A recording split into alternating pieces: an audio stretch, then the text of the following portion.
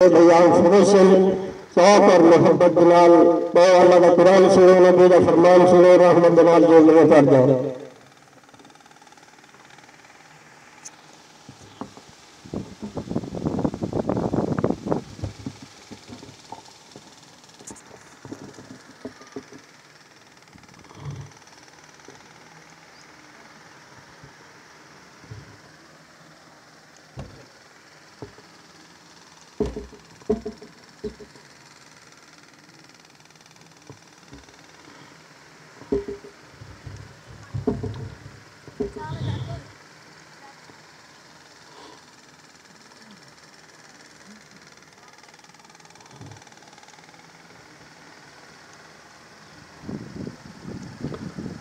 الحمد لله وحده والصلاة والسلام على من لا نبي بعده أما بعد فأعوذ بالله من الشيطان الرجيم بسم الله الرحمن الرحيم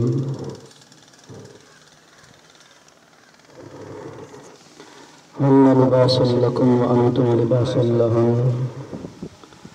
وقال الله تبارك وتعالى في القرآن المجيد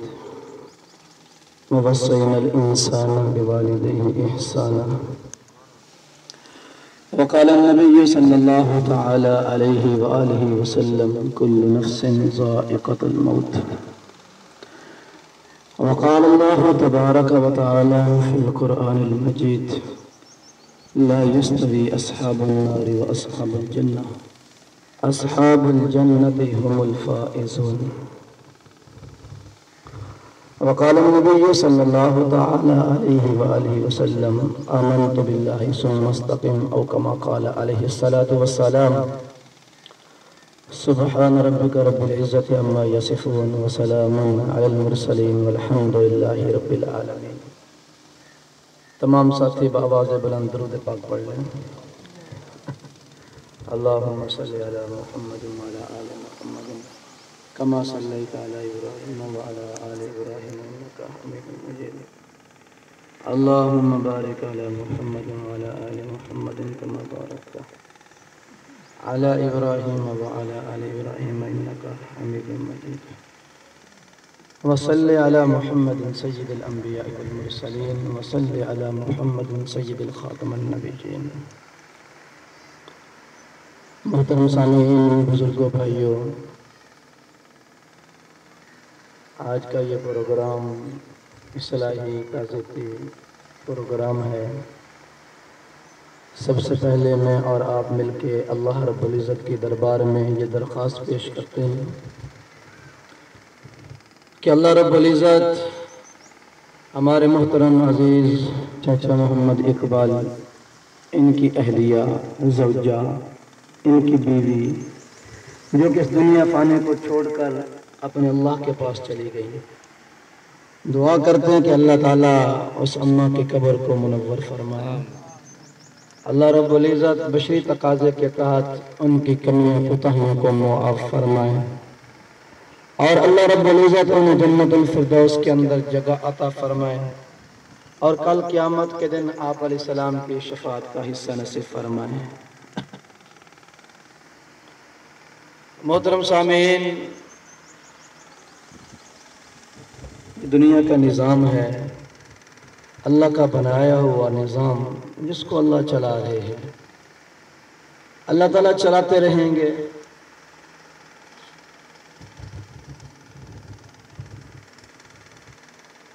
اب ایک طرف سے رخصت ہونے والی مائی بیوی بھی ہے اور ایک طرف سے رخصت ہونے والی مائی ماں بھی ہے. خامد کو دیکھا جائے تو اس کی نسبت سے وہ بیوی ہے، اگر اس کے بچوں کو دیکھا جائے تو ان کی ماں ہے. دکھ خامد کو بھی ہے، دکھ بچوں کو بھی ہے. ٹوٹ خامد بھی گیا اور ٹوٹ بچے بھی گئے. یہ نہیں کہ بچے ٹوٹ گئے خامد نہیں ٹوٹا، نہیں، خامد بھی ٹوٹ گیا اور بچے بھی ٹوٹ گئے. قرآن مجید کے اندر اللہ تعالیٰ فرماتے ہیں ہن لباس لکم وانتم لباس لہن. میں نے میاں اور بیوی کو آپس میں لباس بنایا ہے، سکون کا ذریعہ بنایا ہے۔ اور اللہ تعالیٰ فرماتے ہیں کہ بیوی اپنے خاوند کے حق میں خدمت گزار ہوتی ہے اور خاوند اپنے بیوی کے حق میں خدمت گزار ہوتا ہے۔ ہاں جی، بیوی اپنے خاوند کے کام آتی ہے اور خاوند اپنی بیوی کے کام آتا ہے۔ جو ان کی قربت ہوتی ہے، جو ان کی محبت ہوتی ہے اور جو اس دکھ سکھ میں یہ ایک دوسرے کے کام آتے ہیں، اور کوئی کام نہیں آ سکتا۔ بیوی بیٹھی ہو، شوہر کا سہارا چلا جائے تو بیوی ایسے ٹوٹ جاتی ہے جیسے تسبیح کا دھاگا ٹوٹتا اور دانے بکھر جاتے ہیں۔ اور اگر خاوند بیٹھا ہے، میاں بیٹھا اور بیوی چلی گئی تو خاوند بھی ٹوٹ جاتا ہے، وہ بکھر جاتا ہے۔ حدیث شریف میں آتا ہے اللہ کے نبی امام الانبیاء حضرت محمد صلی اللہ علیہ وآلہ وسلم ایک مرتبہ بیٹھ کر رو رہے تھے، آنکھوں میں آنسو تھے۔ حضرت عائشہ صدیقہ رضی اللہ تعالی عنہ نے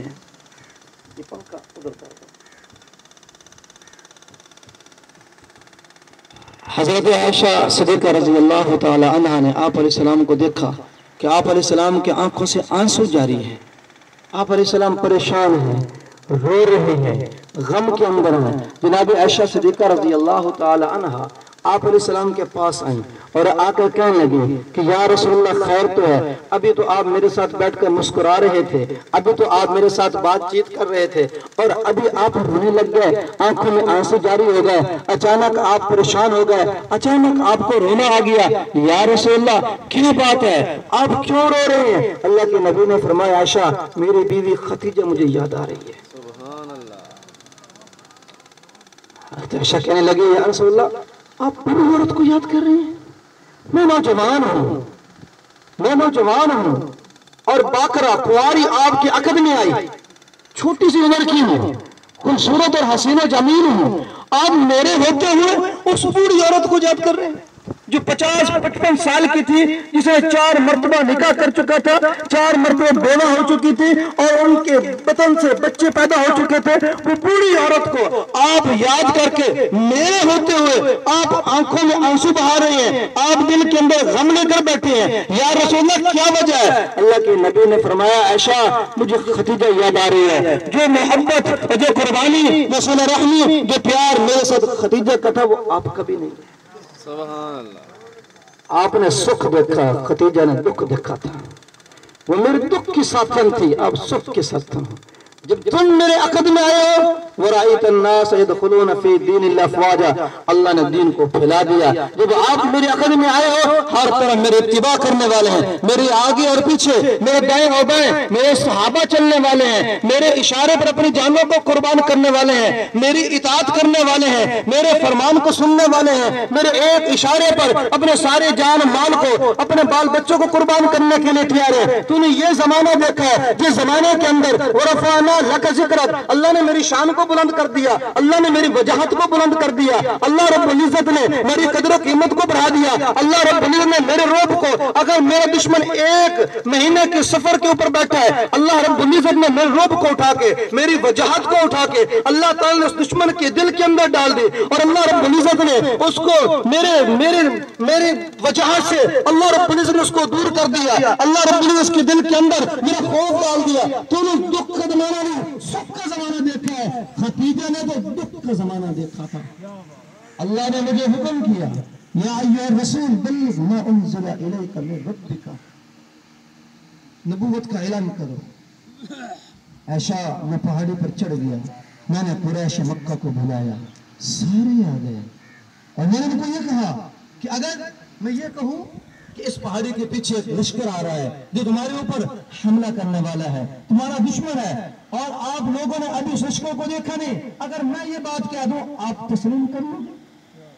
سب قریش مکہ نے کہا جس کے اندر ابو جہل بھی کھڑا تھا، جس کے اندر عتبہ شیبہ بھی کھڑا تھا، جس کے اندر ابو لہب بھی کھڑا تھا، اور قریش مکہ بھی کھڑے تھے اور لوگ بھی کھڑے تھے. سب نے یک زبان ہو کر کہا کہ ہم آپ کی بات کو مان لیں گے، آپ سچی ہیں، آپ دیانتدار ہیں، آپ پاک دامن ہیں، آپ باحیا ہیں، آپ کے کردار و اخلاق و اعمال اچھے ہیں. ہم نے آپ کی 40 سالہ زندگی دیکھی ہے، 40 سالہ زندگی کے اندر آپ کی ساری زندگی پاک ہے، آپ نے امانت داری کی زندگی گزاری ہے، آپ نے پاک دامنی کی زندگی گزاری ہے، ہم ماننے کے لیے تیار ہیں. اللہ کے نبی نے فرمایا عائشہ مجھے وہ زمانہ یاد ہے، مجھے وقت یاد ہے، اس وقت جب لوگوں نے یہ بات کہی تو میں نے لوگوں کو کہا اگر اس بات کو ماننے کے لیے تیار ہو، اگر آپ لوگ مجھے سچا مانتے ہو، اگر آپ لوگ مجھے امانت دار اور دیانتدار مانتے ہو، اگر آپ لوگ مجھے پاک دامن مانتے ہو، اگر آپ لوگ مجھے باحیا با کردار با اخلاق مانتے ہو، تو پھر وتشہد لا الہ الا اللہ وتشہد ان محمدا عبدہ ورسولہ، پھر تم گواہی دے دو اقرار باللسان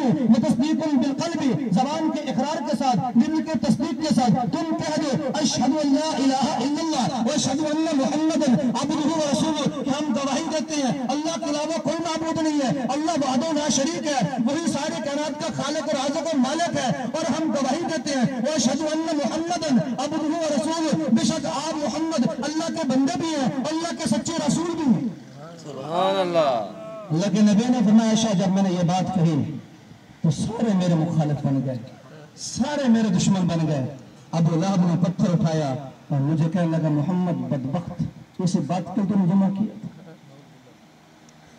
اٹھا کے میرے پیشانی پہ پتھر مارا، میری پیشانی زخمی ہو گئی، خون چلنے لگا. میں اسی پریشانی حالت میں، کوئی میری بات ماننے والا نہیں تھا. جب میں گھر آیا تو میں نے کیا دیکھا کہ خدیجہ دروازے پر کھڑی ہے، دروازے پر کھڑی ہے، پتہ نہیں کس وقت کیوں دروازے پر کھڑی تھی. فوری مجھے دیکھا، ہاں جی اپنے دوپٹے کو لیا اور میرے خون کو صاف کرنے لگے اور مجھے کہنے لگے آپ گھبرائے نہیں. عورت ہو کر مجھے تسلیہ دیا کرتی تھی اور مجھے کہا کرتی تھی آپ گھبرائے نہیں، آپ تو بڑے اچھے انسان ہیں، آپ تو لوگوں کے لیے خیر خواہ انسان ہیں، آپ نے بھی 40 سالہ زندگی ہاں جی پاک دامنی کے ساتھ گزاری ہے، امانت داری کے ساتھ گزاری ہے. میں نے آپ کو دیکھا ہے، آپ کے اوپر فرشتوں نے سایہ کیا، میں نے دیکھا آپ کے اوپر بادلوں نے سایہ کیا، میں نے دیکھا ہے آپ سچے انسان ہیں، آپ دیانتدار انسان ہیں. اللہ آپ کی محنت کو ضائع نہیں کریں گے، اللہ تعالیٰ آپ کو ضائع نہیں کریں گے، اللہ تعالیٰ آپ کو بلند کر دیں گے. میں رہوں یا نہ رہوں، میں زندہ رہوں یا نہ رہوں، میری آنکھیں دیکھیں لیکن زمانہ دیکھے گا. وَرَفَعْنَا لَكَ ذِكْرَكَ، اللہ آپ کی ذات کو بلند کر دیں گے. سبحان اللہ. اللہ کے نبی نے فرمایا عائشہ اس زمانے کے اندر خدیجہ الکبریٰ رضی اللہ تعالی عنہا میرا ساتھ دیا کرتی تھی. جس زمانے کے اندر میرا کوئی ساتھ دینے والا نہیں تھا، جس زمانے کے اندر مجھے کوئی تسلی دینے والا نہیں ہوتا تھا، میں صبح کو اللہ کا پیغام لے کے اپنے دروازے سے نکلتا تو خدیجہ دروازے پر کھڑی ہو جاتی، مجھے رخصت کرتی اور دروازے پر کھڑی ہو جاتی. نہ بھوک کی پرواہ، نہ پیاس کی پرواہ، نہ بیماری کی پرواہ، نہ دھوپ کی پرواہ، نہ گرمی سردی کی پرواہ، اسے دروازے پر کھڑی رہتی جب تک میں واپس نہ لوٹتا. سبحان اللہ. کہ ایسا نہ ہو کہ میں کام کاج میں لگی ہوں اور میرا محبوب آئے اور اس کی اطاعت کے اندر مجھ سے کمی کوتاہی ہو جائے، وہ پریشانی میں آئے اور اس کی پریشانی میں میں بیوی ہو کر شامل نہ ہو سکوں، مجھے دیر لگ جائے، کہیں نبی کی گستاخی نہ ہو جائے. صبح سے لے کر شام تک وہ دروازے پر کھڑی رہتی تھی، دھوپ ہے تو کھڑی ہے، سردی ہے تو کھڑی ہے، پیاس ہے تو کھڑی ہے، بھوک لگی ہے تو کھڑی ہے انتظار میں. جب میں واپس لوٹتا تو مجھے تسلی دیتے، مجھے بٹھاتی، میری خدمت کرتے. وہ بوڑھی عورت نے میرے ساتھ نکاح میری جوانی کو دیکھ کر نہیں کیا، میرے شباب کو دیکھ کر نہیں کیا، میرے حسن و جمال کو دیکھ کر نہیں کیا، میری خوبصورتی کو دیکھ کر نہیں کیا، بلکہ اس بوڑھی عورت نے کہا میرے ساتھ اس لیے کیا میں ایک اچھے انسان کی اپنے جیتے جی اپنی زندگی کے اندر خدمت کروں. سبحان اللہ. اس نے تو میرے ساتھ نکاح میری خدمت کے لیے کیا، میرے شباب کو دیکھ کر نہیں کیا، میرے جمال کو دیکھ کر نہیں کیا، کوئی خواہش خاطر نہیں کیا. اللہ کے نبی نے فرمایا عائشہ مجھے خدیجہ یاد آتی. اگرچہ آپ علیہ السلام کی اور بیویاں بھی تھیں، ہاں جی بدر کے قیدی ہے اللہ کے نبی کے پاس، بدر کے قیدی مشورہ کیا آپس میں کیا کیا جائے. جماعت کا مشورہ یہ طے ہوا کہ صحابہ کے ہاں غربت کا حالات ہیں، غربت کا زمانہ چل رہا ہے، لہٰذا ان قیدیوں سے فدیہ لے لیا جائے، پیسہ لے لیا جائے اور ان کو چھوڑ دیا جائے. अल्लाह के नबी ने ऐलान फरमाया, अपने कैदियों को छुड़ाने के लिए लाओ पैसे, और पैसे दे जाओ और कैदियों को छुड़ा लो। लोग आए, हर आदमी जिसका जो रिश्तेदार था, किसी का भाई था, किसी का बाप था, किसी का चचा था, किसी का मामा था, किसी का ताया था, आते और पैसे देते लेके चले जाते, आते पैसे देते लेकर आखिर में आप अलैहिस्सलाम की बेटी हज़रत ज़ैनब भी आई। उनके खामद अमर बिन आस उस वक़्त काफिर थे, मुशरिक थे, मुसलमान नहीं हुए थे। और उस वक़्त इब्तिदा के अंदर इस्लाम के अंदर ये शर्त नहीं थी काफिर के साथ निकाह जायज़ है या नहीं है, मुशरिक के साथ निकाह जायज़ है या नहीं है, अलग बहस है। वो भी आई और आकर अपने गले का हार अल्लाह के नबी के कदम में रख दिया, ये सोने का हार ले लीजिए और मेरे खामद को छोड़ दीजिए। अल्लाह के नबी ने हार को देखा, आप अलैहिस्सलाम रो पड़े, आप अलैहिस्सलाम की आंखों में आंसू आ गए। सहाबा ने देखा, या रसूलल्लाह क्या वजह है, आप हार को देख रहे हैं, आपकी आंखों में आंसू आ रहे हैं, या रसूलल्लाह इसकी वजह क्या है? अल्लाह के नबी ने फरमाया, अगर मैं वजह बता दूं तो फिर आप लोग मेरी बात पर अमल करेंगे। सहाबा ने कहा, या रसूलल्लाह आप अमल की बात करते हैं, हम जान कुर्बान कर देंगे, हम अपना माल कुर्बान कर देंगे, हम अपने बीवी बच्चों को कुर्बान कर देंगे, आप भला क्या कह रहे हैं? हमारा सब कुछ आपके लिए है, हमारा माँ बाप आप पर कुर्बान है, आप बयान तो कीजिए। अल्लाह के नबी ने फरमाया, और मेरे सहाबा, ये जो हार है ये मेरी बीवी खदीजा का है और मैंने संभाल कर रखा हुआ था, मैंने अपना इस हार को अपनी इस बेटी के निकाह में दे दिया ताकि मेरी बीवी की निशानी मेरे खानदान के अंदर चलती रहे, और आज ये हार मेरी बीवी का बैतुल माल के अंदर आ गया है, इसके अंदर आप सबका हक है। लेकिन मैं ये चाहता हूँ कि ये मेरा हार, ये मेरी बीवी का हार मेरे घर के अंदर रह जाए, मेरी बीवी के इसके अंदर याद है और मेरी बीवी की याद बाकी रह जाए। अगर आप लोग राजी हो जाए, अगर आप लोग अपना हक मुझे दे दें और इसके बदले मुझसे पैसा ले ले तो ये हार मुझे दे दे। तो सहाबा थे जिसके बारे में कुरान कहता है उलाइका राशिदून, जिसके बारे में कुरान कहता है मुफ्लिहून, जिसके बारे में कुरान मजीद कहता है रज़ी अल्लाहु अन्हु रज़वान, जिनके बारे में कुरान मजीद कहता है इन्नल लज़ीना क़ालू रब्बुनाल्लाह सुम्मा इस्तक़ामू,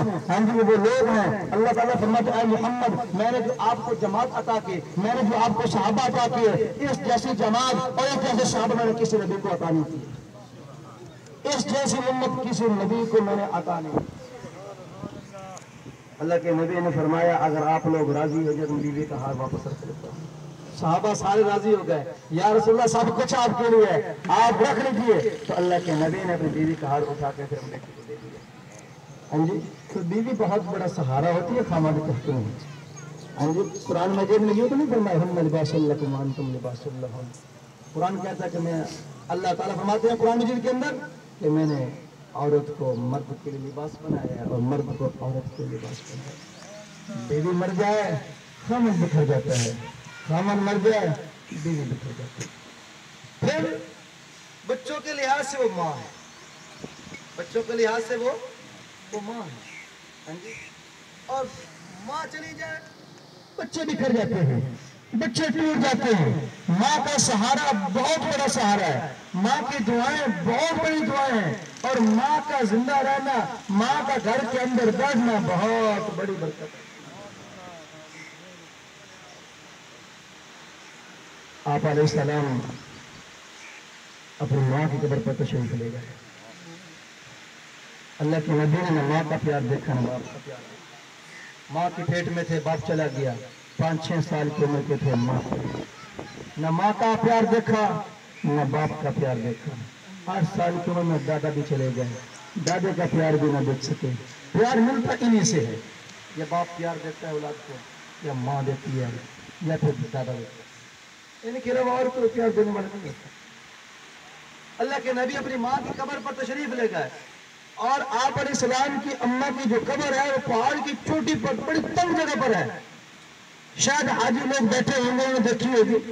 बहुत तंग जगह और बहुत ऊपर है। हाँ जी, उस जगह पर अल्लाह के नबी तशरीफ ले गए। सहाबा फरमाते हम भी साथ थे। अल्लाह के नबी अपनी माँ के कब्र के करीब जाकर बैठ गए, और आप अलैहिस्सलाम ने यूं अपने दोनों हाँ जी पाँव मुबारक को खड़ा किया और यूं करके अपना सर मुबारक को यूं रखा और रोने लगे। 3 घंटे अल्लाह के नबी अपनी माँ की याद में रोते रहे। और अल्लाह के नबी फरमा रहे थे, अम्मा अगर तू जिंदा होती मुझे तेल लगाता। अम्मा तो जिंदा होते मैं तेरे कदम दबाता, अम्मा तो जिंदा होते मैं तेरे लिए खाना का इंतजाम करता, अम्मा तो जिंदा होते मैं तेरे सर में तेल लगाता, अम्मा तो जिंदा होते मैं तेरे बिस्तर को सही करता। हत्ता के सहाबा फरमाते हैं हमने अल्लाह के नबी के ज़बान मुबारक से ये अल्फाज भी सुने। अल्लाह के नबी फरमा रहे थे, अय अम्मा अगर तो जिंदा होते, मैं मोहम्मद अगर अल्लाह की इबादत कर रहा होता, मैं नमाज पढ़ रहा था और मेरी माँ मुझे आवाज देती, मैं नमाज को तोड़कर अम्मा के पास चला जाता। अल्लाह के नबी अपनी माँ की कब्र पर बैठकर रोते रहे और याद करते रहे। हाँ जी, जब माँ चली जाती है फिर पता चलता है कि माँ की कदर थी, माँ कितनी बड़ा साया थी, माँ कितनी बड़ी बरकत थी। जनाब मूसा अलैहिस्सलाम एक दिन कोई तूर पर अल्लाह रब्बुल इज्जत से पूछने लगे कि या अल्लाह मेरे जन्नत का साथी कौन है, मेरे जन्नत का साथी कौन है। अल्लाह के कलीम है और अल्लाह ताला से पूछ रहे कि या अल्लाह मेरे जन्नत का साथी कौन है। अल्लाह ताला ने फरमाया फलां बाजार के अंदर चले जाओ, एक कसाई बैठा गोश्त बना रहा है, वो आपका जन्नत का साथी है। जनाब मूसा अलैहिस्सलाम फरमाते हैं कि मैं चला गया और मैंने देखा एक कसाई है, उसके जिस्म पर, उसके चेहरे पर कोई दीन की निशान नजर नहीं आ रही, कोई दीन की वजाहत नजर नहीं आ रही, कोई दीन दर नजर नहीं आ रही। और अल्लाह की अजीब हिकमत है कि अल्लाह ताला मुझे फरमा रहा है कि ये तेरे जन्नत का साथी है। बड़े परेशान हुए, कहा चलो देखो से कौन सा अमल है कि जिस अमल ने इसको उठा के मेरा जन्नत का साथी बना दिया। वो कसाई जब शाम को गोश्त बेचकर चलने लगा, जनाब मूसा अलैहिस्सलाम साथ हो लिए और कहने लगे भाई मैं मुसाफिर हूँ, मैंने बड़े दूर का सफर करना है और मुझे इस इलाके के अंदर रात हो रही है, अगर आप मेहरबानी कर दें मेरे रात के लिए पनाह दे दें तो आपकी मेहरबानी होगी। वो कसाई कहने लगा ठीक है कोई बात नहीं, आ जाए, मैं गोश्त लेकर जा रहा हूँ, खाना बनाते हैं, खाएंगे, रात गप लगाएंगे, सुबह आप चले जाना, कोई बात नहीं। जनाब मूसा अलैहिस्सलाम कहते हैं कि वो कसाई मुझे लेकर घर चला गया। मैंने क्या देखा, उसने मुझे चारपाई पर बिठाया और इसकी एक बूढ़ी माँ बिस्तर पर लेटी हुई है। जाते ही अपनी माँ का हाल-वाल पूछा, पानी घड़े से निकाला, उसको पानी पिलाया, मुझे पानी पिलाया और बिठा दिया और फिर बर्तन को, देगची को धोकर लाया, उसके अंदर पानी को डाल दिया, गोश्त को डाल दिया, मेरे देखते देखते गोश्त बनाया, अपने हाथों से रोटी बनाई, सालन तैयार किया और सालन को फिर ठंडा किया, मुझे नहीं दिया, उठा के पहले माँ के पास ले गया, रोटी को सालन के अंदर डाल के भिगोकर उसको नरम किया और थोड़ा थोड़ा अपनी माँ के मुंह में डाल रहा था। और माँ इतनी कमजोर थी कि उसके मुंह से लालू गिर रही थी, थूक निकल रही थी। वो खाना भी खिलाता था और अपनी कमीज से, अपने रुमाल से नहीं, अपनी चादर से नहीं, इजाफी कपड़े से नहीं, अपनी कमीज, अपने कुर्ते के कोने से वो माँ के थूक को साफ कर रहा था, माँ के मुंह को साफ कर रहा था और माँ को खाना खिला रहा था। जब खाना खिला लिया, जनाब मूसा अलैहिस्सलाम मैं देख रहा था, हाँ जी, खाना खिलाने के बाद उसकी माँ ने कुछ बुड़बुड़ाया, मुझे समझ नहीं आया, तो मैंने उस कसाई से पूछा, अरे भाई ये तेरी माँ क्या कह रही है, कब की बोल रही है, वो तो इसे कह रहा है चुप कर अम्मा, चुप कर अम्मा, चुप कर, क्या कह रही है। वो कहने लगा हज़रत ये ऐसे बस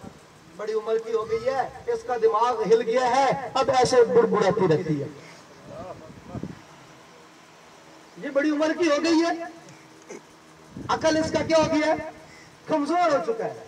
ये ऐसे बुड़बुड़ाती रहती है। जनाब मूसा अलैहिस्सलाम फरमाते हैं कि भाई बता तुझे क्या बुड़बुड़ाती है। वो कहने लगे जनाब ये कहती है कि तूने मेरी बड़ी खिदमत की है, मैं तेरी खिदमत पर राजी हूँ और मैं माँ की दुआ है कि अल्लाह रब्बुल इज्जत की जन्नत के अंदर मूसा का साथी बनाए। भला कहाँ मूसा, कहाँ मैं कसाई, कोई जोड़ भी है।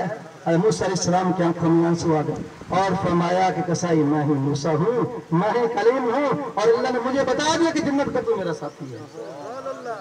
माँ की खिदमत के अंदर अल्लाह ने दुनिया की भी कामयाबी रखी है, अल्लाह ने आखिरत की भी कामयाबी रखी है। अल्लाह ने फरमाया माँ बाप राजी, मैं रब राजी हूँ। अगर माँ बाप नाराज है, वो लाख मेरी इबादत करे,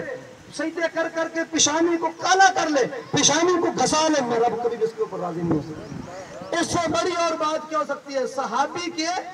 इबादत के अंदर, सहाबी की रियाजत के अंदर, सहाबी की इताअत के अंदर, सहाबी की इनकिसारे के अंदर, सहाबी के खुलूस के अंदर, सहाबी की इबादत के अंदर, सहाबी के तवाफ के अंदर, सहाबी के रोजे के अंदर, सहाबी की सखावत के अंदर, सहाबी की नबी अलैहिस्सलाम की इताअत के अंदर भला कोई कमी हो सकती है? आप बताएं, कोई कमी हो सकती है? लेकिन एक सहाबी गुरु अटक गई है ना, आप लोगों को पता, ہاں جی غالباً ہے علقمہ روح ان کی اٹک گئی نکل رہی نہیں سکرات لگ چکی ہے اللہ کے نبی نے سکرات سے پناہ مانگی اللہم انی اعوذ بک من سکرات الموت اور صحابہ کو فرمایا یہ ایسی موت ہے یہ ایسی سکرات ہے بہت سخت ہے اللہ تعالیٰ سے پناہ مانگا کرو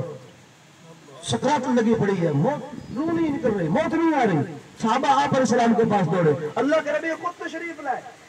خود اللہ کے نبی تشریف لائے روح پھر بھی نہیں نکلی اللہ کے نبی نے پوچھا کیا وجہ ہے کہنے لگے بات یہ کہ اس کی ماں اس پر ناراض ہے کتنے بڑے صحابی ہیں ہاں جی اللہ کے نبی نے جب تک اس کی ماں نے معاف نہیں کیا روح نہیں نکلی جب ماں نے معاف کر دیا روح پرواز ہو تو ماں بہت بڑی سایہ اور برکت کا ذریعہ ہوتی ہے اولاد کے حق میں چھاؤں ہوتی ہے ماں اولاد کے حق میں رحمت ہوتی ہے ماں اولاد کے حق میں ماں جنت ہوتی ہے حضرت عبداللہ ابن عمر رضی اللہ تعالیٰ عنہ تشریف فرما کر حرم کے اندر بیٹھے ہوئے تھے ایک فرماتے ہیں حضرت عبداللہ کہ میں نے ایک آدمی کو دیکھا ایک بوڑھی سی عورت ہے اپنے کندھوں کے اوپر اس نے اٹھایا ہوا ہے اور بیت اللہ کا طواف کرا رہا ہے جب 7 چکر اس نے پورے کر لیے تو وہ بوڑھی عورت کو لے کر میرے پاس آیا اور مجھے کہنے لگا حضرت میں آپ سے ایک مسئلہ پوچھنا چاہتا ہوں میں نے کہا بتا کیا مسئلہ پوچھنا ہے وہ کہنے لگا یہ مسئلہ یہ ہے کہ یہ میری ماں ہے میں افغانستان کے علاقے خرساں سے آیا ہوں اور پیدل آیا ہوں اپنے اس بوڑھی ماں کو اپنے کندھوں پر اٹھا کر میں حج کرانے آیا ہوں پیدل سفر کیا میں نے اور اپنے اس بوڑھی ماں کو اٹھا کر لایا ہوں اور میں نے اس کو مینا کے اندر لے کر گیا عرفات کے اندر لے کر گیا مزدلفہ کے اندر لے کر گیا حج کے سارے رکن کو میں نے ادا کروایا آخری طواف زیارت تھا اب میں نے یہ بھی مکمل کر لیا حضرت اب اس بوڑھی ماں کو اپنے کندھے پر بٹھا کے میں پھر اپنے گھر افغانستان لے کر جاؤں گا حضرت عبداللہ پوچھنے لگے کہ پھر پوچھنا کیا چاہتا ہے وہ کہنے لگے حضرت میں نے ماں نے مجھے جنم دیا ماں نے مجھے پیدا کیا جنم دیا ماں نے مجھے اپنی چھاتی سے دودھ پلایا ماں نے مجھے پرورش کی مجھے بڑا کیا کیا میں نے ماں کا حق ادا کر دیا میں نے ماں کا حق ادا کر دیا حضرت عبداللہ فرمان لگے اگر ماں کا حق پوچھتا ہے تو پھر دونوں کانوں کی کھڑکیاں کھول دونوں کانوں کی کھڑکیاں کھول میں تجھے بتاتا ہوں کہ تو ماں کا حق پوچھتا ہے وہ آدمی کہنے لگے جی بتائیے حضرت عبداللہ ابن عمر رضی اللہ تعالیٰ نے فرمانے لگے یہ تیری بوڑھی ماں اس کے سارے جسم پر پیپ پڑ گئے اس کے سارے جسم پر پیپ پڑ گئے اس پیپ کے اندر کیڑے پڑ گئے اور تو ان کیڑوں کو اپنی زبان سے صاف کرے ہاتھ سے نہیں بوڑھے سے نہیں کپاس سے نہیں کسی کاغذ سے نہیں دوائی کے ذریعے سے نہیں بلکہ اس پورے جسم کے اندر وہ جو کیڑے بلبلا رہے ہیں ان کیڑوں کو تو اپنی زبان سے صاف کرے اور سارے کیڑوں کو تو صاف کر کے رکھ دے تو ماں نے تجھے اپنے جنم کے اندر جو ایک درد کی تکلیف لی تھی اس کا بھی حق ادا نہیں کر سکتا تیری ماں کی جنم دیتے ہوئے تیری پیدائش کے وقت جو ماں کی آہیں نکلی تھی جو ماں کو تکلیف ہوتی ایک تکلیف کا حق ادا بھی نہیں کر سکتا تو نے پوری ماں کا حق پوچھ لیا تو نے پوری ماں کا حق پوچھ لیا تو مائیں اولاد کے حق میں برکت کا ذریعہ ہوتی ہیں رحمت کا ذریعہ ہوتی ہیں جن کی مائیں سلامت ہیں اپنی مائیں کی خدمت کریں ان کے پاؤں دبائیں ان کی جوتیاں سے دیا کریں دکھ سکھ کے اندر ان کے کام آئیں دیکھنا اللہ رب العزت ان کی برکت سے نواز دیں گے حدیث شریف میں آتا ہے آپ علیہ السلام جب ہجرت فرما رہے تھے یثرب کی طرف تو اللہ کے نبی جب ہجرت فرما رہے تھے تو یثرب میں مدینہ کے اندر پیغام پہنچایا کہ وہ آخر نبی الزمان وہ امام الانبیاء ہجرت کر کے ہمارے علاقے آ رہے ہیں تو مدینہ کے سارے چودھری جمع ہو گئے مدینہ کے سارے بڑے جمع ہو گئے بیٹھ گئے آپس میں مشورہ کرنے لگے کیا مشورہ مدینہ کے چودھری کہنے لگے کہ اتنے بڑے ہستی امام الانبیاء آ رہے ہیں سید و خاتم النبیین آ رہے ہیں ان کی ایسی قدر کی جائے کہ وہ زندگی بھر اس قدر کو یاد رکھیں ان کی اتنی قدر کی جائے کہ ان کی شان کے اندر کمی نہیں آنی چاہیے ان کو کوئی پریشانی نہیں آنی چاہیے ایسے انداز کے ساتھ ان کا استقبال کیا جائے اس جیسا استقبال کسی نہ کیا ہو ایسی ان کی خدمت کی جائے اس جیسے خدمت کسی نہ کی ہو ایک آدمی بولا اور کہنے لگا انصاری کہ جو پھر سب سے پہلی ان کی مہمان نوازی میں لیتا ہوں میں ان کی خدمت کروں گا، میں کھانا پکاؤں گا، ان کا بستر میں لگاؤں گا، ان کی خدمت میں کروں گا۔ دوسرا انصاری، دوسرا چودھری بولا اور کہنے لگا حضرت نہیں، آپ کے گھر تھوڑا چھوٹا ہے، آپ کے گھر کے اندر سہولیات کم ہے، میرا گھر ذرا وسیع ہے اور میرے گھر کی سہولیات ذرا زیادہ ہے، لہذا یہ حق میں لینا چاہتا ہوں، یہ شرف میں لینا چاہتا ہوں۔ تیسرا چودھری بولا، وہ کہنے لگا نہیں، تیرے گھر سے میرا گھر زیادہ بہتر ہے، میرا گھر زیادہ خوبصورت ہے، میرے گھر کے اندر زیادہ سہولیات ہے، میرے نوکر چاکر زیادہ ہے، ان کی خدمت کی یہ شرف میں لینا چاہتا ہوں اور ان کی خدمت میں کرنا چاہتا ہوں تاکہ ان کو کوئی تکلیف نہ پہنچے۔ چوتھا چودھری بولا، وہ کہنے لگا نہیں، آپ کے گھر کی بھی سہولیات کم ہے، میرے گھر کی سہولیات تیرے گھر سے بھی زیادہ ہے، میرا گھر تیرے گھر سے بھی زیادہ وسیع ہے، اٹھنے بیٹھنے کی جگہ، رہنے سہنے کی جگہ، کھانے پینے کی جگہ، باتھ روم نہانے کی جگہ، ساری سہولیات میرے پاس موجود ہے، میرے پاس نوکر چاکر بھی ہیں، سارے ہیں، لہذا یہ شرف میں لینا چاہتا ہوں۔ یوں انصاری لوگ بیٹھ کر، مدینے کے چودھری بیٹھ کر آپس میں جھگڑا کر رہے تھے، آپس میں بات چیت کر رہے تھے اور ایک غریب انسان جناب ابو ایوب انصاری رضی اللہ تعالیٰ عنہ ایک کونے کے اندر بیٹھ کر ان چودھریوں کی باتوں کو سن رہا تھا، ان سرداروں کی باتوں کو سن رہا تھا اور دل کے اندر کہہ رہا تھا کاش یا اللہ اگر تو مجھے چودھری بنا دیتا، اگر تو مجھے مالدار بنا دیتا، آج یہ خواہش میں بھی ظاہر کر دیتا، آج تیرے نبی کی خدمت کے لیے میں بھی کھڑا ہو جاتا، آج تیرے نبی کی خدمت کے لیے میں بھی چل پڑتا۔ یا اللہ تو نے مجھے غریب بنا دیا، میں کیا کر سکتا ہوں، میں خاموش ہوں۔ اسی حال کے اندر اپنے دل کے اندر یہ غم لے کر، یہ دکھ لے کر، اپنے آنکھوں میں آنسو لے کر یہ صحابی رسول وہاں سے چلتا ہے، اپنے گھر کے اندر جاتا ہے، جب اپنے گھر کا دروازہ کھولتا ہے اس کی بوڑھی ماں چارپائی پر بیٹھی ہوتی ہے اور وہ بیٹے کے چہرے کو دیکھتی ہے، آنکھوں میں آنسو دیکھتی ہے، پریشان حال کو دیکھتی ہے تو وہ بوڑھی عورت کہنے لگتی ہے ایوب خیر تو ہے، آج تک میں نے تیرے چہرے کو یہ رہتا ہوا نہیں دیکھا، آج تک میں تیرے چہرے کے اوپر یہ غمی نہیں دیکھی، تیرے آنکھوں میں یہ چلتے ہوئے آنسو میں نے آج تک نہیں دیکھے، کیا وجہ ہے، کیوں پریشان ہے؟ تو سارا ماجرا سنا دیا۔ وہ بوڑھی ماں کہنے لگی وہ چودھری اپنی جگہ پر، وہ مالدار اپنی جگہ پر، خدا ان کا بھی ہے، خدا میرا بھی ہے، جب تک تیری ماں زندہ تجھے پریشان ہونے کی ضرورت نہیں ہے۔ وہ چودھری ہے تو ہے چودھری، خدا چودھریوں کا بھی ہے، خدا غریبوں کا بھی ہے، خدا امیروں کا بھی